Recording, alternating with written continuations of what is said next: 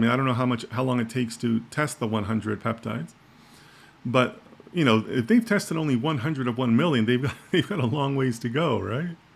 So I was really excited by this article because this is really just one of those purely positive ways that we can be using machine learning and data science to help humanity, right? I mean, there's basically no downside to doing this type of research, right?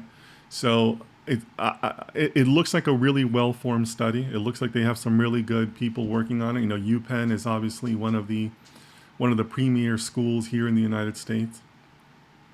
So I'm certainly going to be keeping an eye on this because I think that it sounds like wonderful research that we should all be excited about, and really just a positive use of machine learning. So wanted to share that with you. That's the perfect type of article that I like reading in my free time. I don't work in bioinformatics. I don't really have a particular interest in it, to be frankly honest.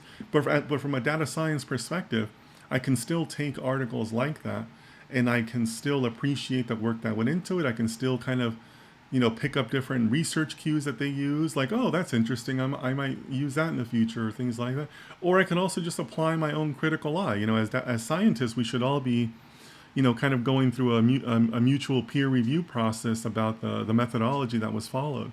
So that's why I pick up articles like this. I don't have any bio clients, or not something that's a lot in my history. I've only done, I think, one contract for a bio company that specialized in women's health. But you're still exercising your skills as a scientist by reading other studies that may not necessarily relate to your particular field. So that's why this caught my eye, and maybe it's something that'll be of interest to you too.